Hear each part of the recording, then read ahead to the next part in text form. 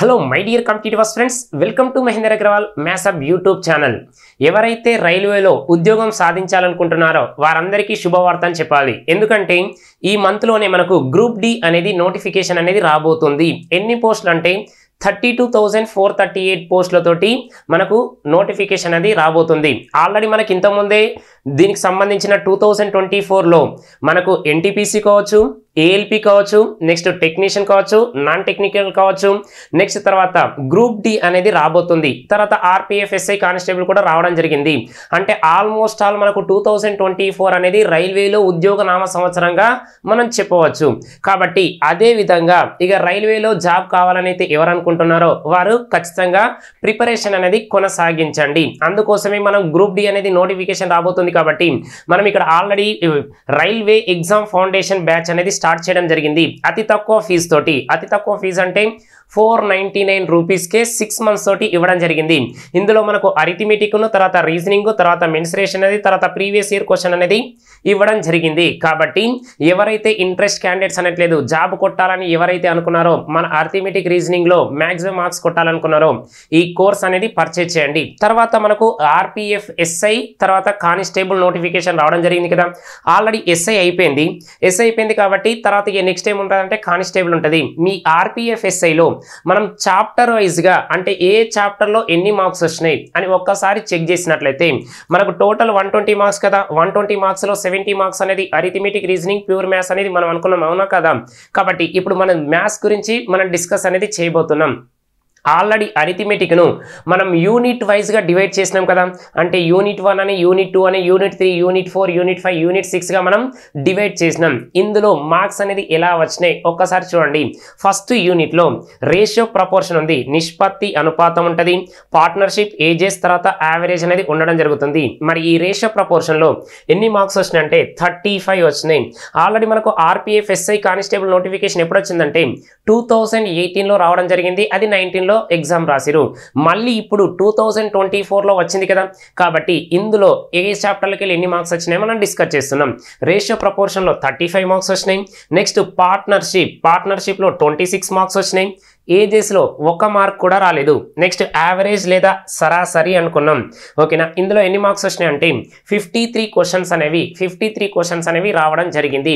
అంటే ఒక్కొక్కరికి shift wise exam ఉంటుంది కదా, ఓకేనా. CBT1 ఉంటుంది కాబట్టి మనకు కంప్యూటర్ బేస్డ్ టెస్ట్ కాబట్టి ఒక్కొక్క షిఫ్ట్కు క్వశ్చన్స్ అనేవి డిఫరెంట్ ఉండడం జరిగింది. కాబట్టి ఇది యూనిట్ 1 కు సంబంధించిన చాప్టర్ కు తర్వాత క్వశ్చన్స్ అనేవి ఎన్ని రావడం జరిగింది. నెక్స్ట్ సెకండ్ యూనిట్ చూసినట్లయితే మనకేమి ఇచ్చిందంటే పర్సెంటేజ్ అనుకున్నాం. సెకండ్ యూనిట్లో ఏమేమి ఉంటాయి? పర్సెంటేజ్, ప్రాఫిట్ అండ్ లాస్, దానికే ఇంక్లూడింగ్ ఏముంటుంది? డిస్కౌంట్ ఉంటుంది, simple interest, compound interest, mixture and allegation, అవునా కదా. కాబట్టి 5 చాప్టర్స్ అనేది ఉంటాయి సెకండ్ యూనిట్ లో. ఒకసారి చెక్ చేస్తే పర్సెంటేజ్లో ఎన్ని మార్క్స్ వచ్చినాయి? 34 రావడం జరిగింది. ఈ ప్రాఫిట్ అండ్ లాస్ తర్వాత డిస్కౌంట్ అనేది సపరేట్ గా ఇవ్వడం జరిగింది. కాబట్టి ఇక్కడ ఏం రాసినామంటే చూడండి, 37 + 21 అంటే ఎంత? 58 అనేది రావడం జరిగింది.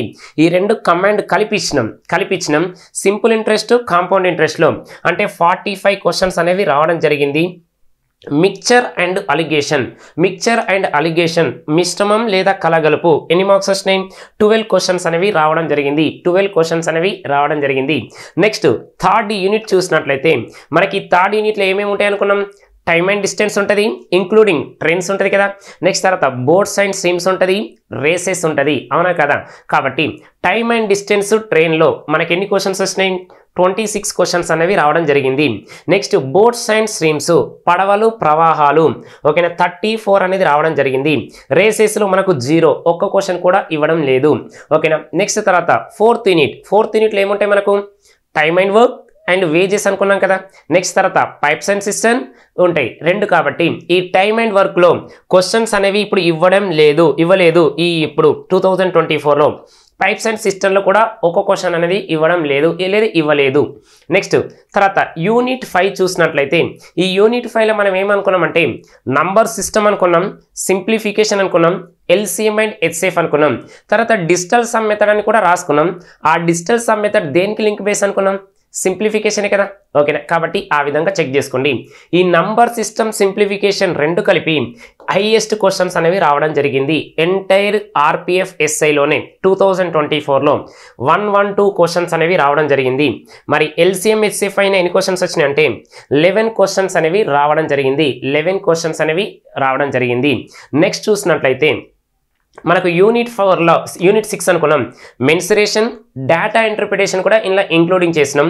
నెక్స్ట్ ఆల్జిబ్రా స్టాటిస్టిక్స్ అనుకున్నాం, ఓకేనా. ఈ మెన్సురేషన్లో కూడా చూడండి క్వశ్చన్స్ అనేవి సెకండ్ హైయెస్ట్గా రావడం జరిగింది, 50 క్వశ్చన్స్ అనేవి, ఓకేనా.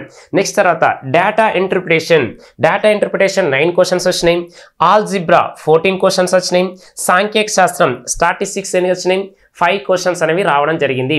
మనం అంతా డిస్కస్ చేసిందంతా అరిథమెటిక్ తర్వాత అడ్వాన్స్ మ్యాథ్స్ గురించి మనం మాట్లాడినాం.